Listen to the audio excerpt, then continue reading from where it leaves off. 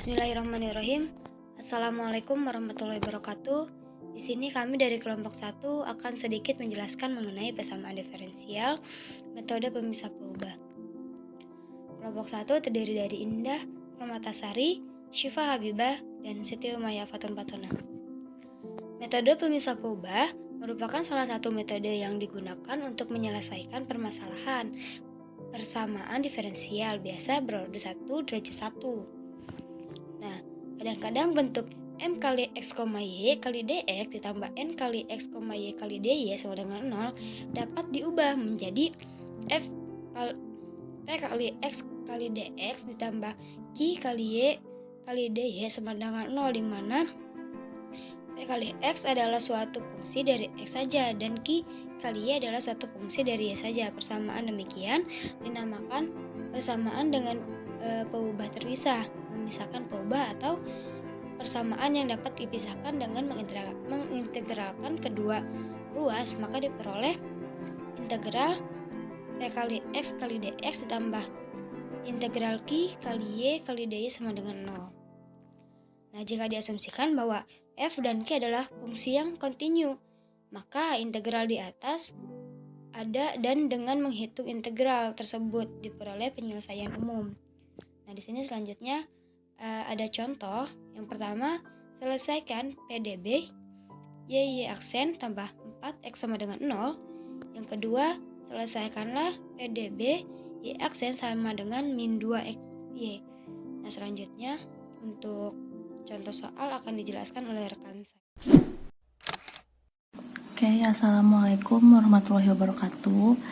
Saya Indah Permatasari dengan NPM 1910631050141. Di sini saya akan menjelaskan contoh soal dari nomor 1 dengan menggunakan metode pemisah peubah. Seperti yang kita lihat di sini, saya memiliki soal yaitu Y aksen ditambah 4X sama dengan 0. Untuk penyelesaiannya ialah kita tahu bahwa Y aksen sama dengan DY per DX. Karena Y aksen sama dengan DY per DX, maka untuk penyelesaiannya yaitu Y DY per DX ditambah 4X sama dengan 0. Agar mempermudah pengoperasiannya, maka kita kurangkan di sebelah kiri yaitu minus 4X, dan di sebelah kanan kita tambahkan minus 4X. Karena setelah dikurangi minus 4X, maka hasilnya menjadi Y DY sama dengan minus 4X DX. Selanjutnya, di dalam metode pemisah peubah, kita integralkan kedua ruasnya. Maka menjadi integral Y DY sama dengan integral minus 4X DX. Menjadi integral Y DY sama dengan integral minus 4X DX. Kemudian 1 per 1 tambah 1, Y1 plus 1 ditambah C1 sama dengan minus 4 per 1 tambah 1X pangkat 1 tambah 1 ditambah C2. Maka untuk hasilnya menjadi 1 per 2 Y2 ditambah C1 sama dengan minus 4 per 2X pangkat 2 ditambah C2. Kemudian kita sederhanakan dengan mengalikan 2. Setelah dikalikan dengan 2, maka hasilnya menjadi 2 per 2 Y pangkat 2 ditambah 2C1 sama dengan minus 8 per 2X pangkat 2 ditambah 2C2. Sehingga menjadi Y pangkat 2 ditambah 2C1 sama dengan minus 4X pangkat 2 ditambah 2C2. Kemudian Y pangkat 2 ditambah 4X pangkat 2 sama dengan 2C2 minus 2C1. Selanjutnya untuk hasilnya yaitu Y pangkat 2 ditambah 4X pangkat 2 sama dengan C.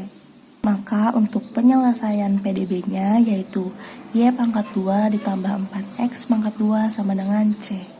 Terima kasih, pembahasan selanjutnya akan dijelaskan oleh teman saya. Assalamualaikum warahmatullahi wabarakatuh.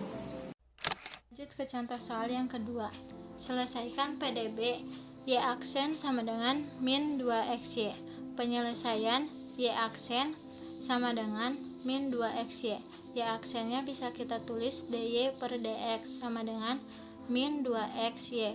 Karena kita menggunakan metode pemisah peubah, jadi kita pindah ruaskan dx-nya ke sebelah kanan dan y-nya ke sebelah kiri. Jadi dy sama dengan 2xy dx. dy per y sama dengan min 2x dx. Kemudian kita integralkan kedua ruas tersebut. Jadi integral dy per y sama dengan integral min 2x dx.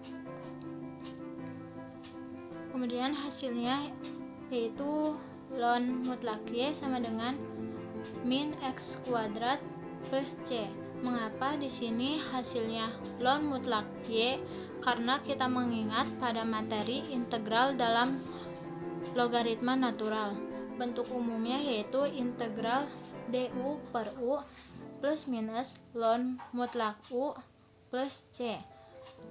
Kemudian kita misalkan u-nya sama dengan y, du-nya sama dengan dy.